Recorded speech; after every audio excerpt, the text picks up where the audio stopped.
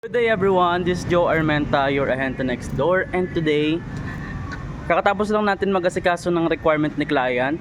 Dito kami sa Royal Property. Yan. Sila yung developer ng Vista Rosa, and as of today meron silang new project, the Vista Rosa at San Francisco. So this is a 3-story townhouse malapit sa Southwoods, and check din natin yung loob para makita ninyo. So ito yung pinaka-exterior ng bahay. You have this one vehicle carport right here. And then 3-story siya with balcony on the second floor and the roof deck on the third floor. Pasukin natin yung dress up. Yan sila atin po yung mga nagmamaning. Makikita nyo sila dito sa site ng Vista Rosa. Anytime pwede kayo mag-visit, may mag-a-assist sa inyo. So yan. Main entrance, ayan siya. This will serve as your foyer. And then, sarado natin.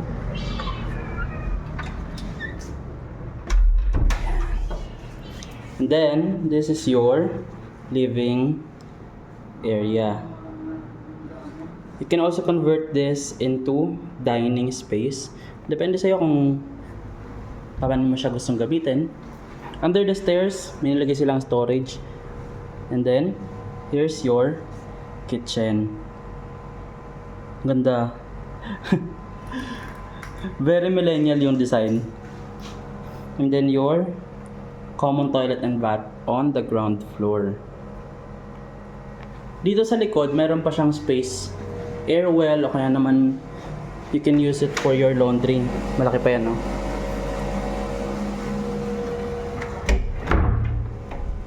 Ayan siya. Very sleek, very modern. Kung sanay kayong tumira sa condominium, magugustuhan nyo to. Let's proceed to the second floor. Uy, patay ang ilaw. Try natin buhayin.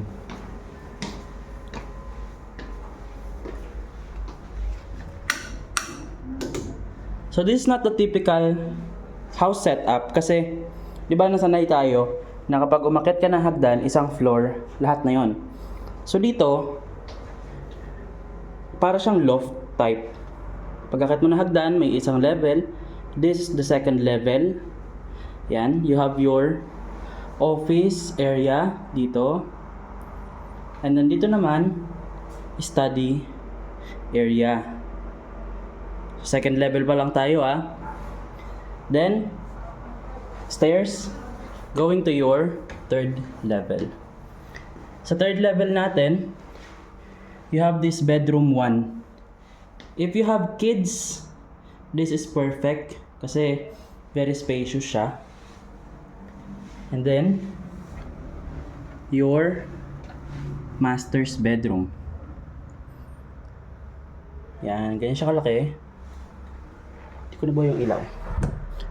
Yan. So this is the master's bedroom. Dito kay master's bedroom, you have a balcony.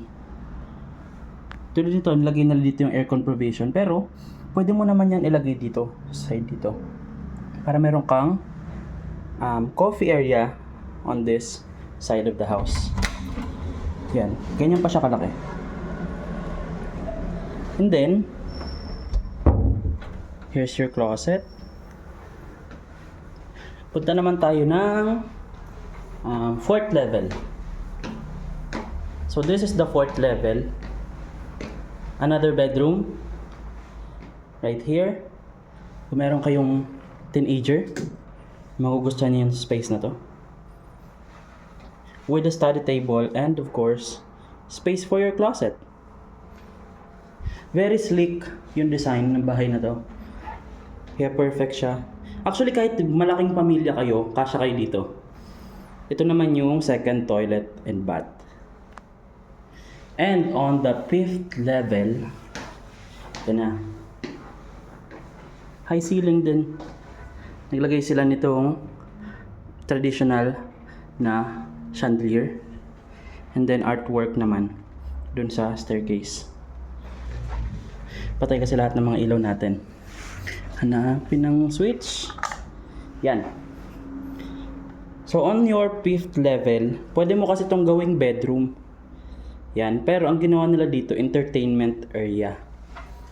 That's why you have this large sofa and your TV. But it's up to you, of course, how you're gonna use this space. And dito naman, sa likod ng pinto, pwede mo pa itong gawing storage. Lagyan mo ng cabinet. Kung gusto mo may ref sa taas, pwede rin yan. And syempre, yung ating roof deck. Yan.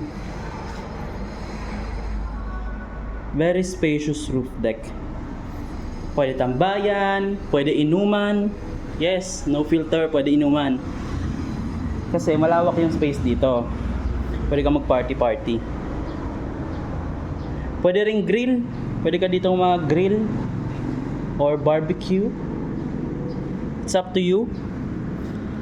Then yan naman, yan yung view nitong block na kinatatayuan natin.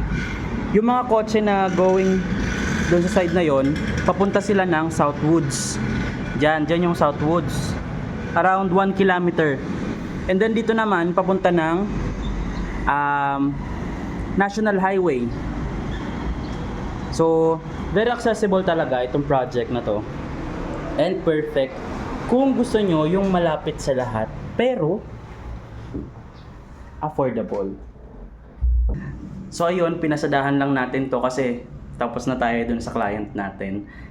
Para lang meron kayong idea sa mga pwede nyong option dito sa Binyan. So, yung iba sinasabi na medyo expensive kasi nasa around 7 to 8 million tong house na to. But for 115 square meter na floor area, 5 levels, and malapit ka sa lahat. Just 3 minutes from Southwoods to National Highway, and everything you need ay andito na sa area. Sulit na sulit yung price na yon. So kung kayo ay interesado, just send us a message on our Facebook page, Ahente Next Door. We are also available in WhatsApp and Viber. Again, this is Joe Armenta, your Ahente Next Door.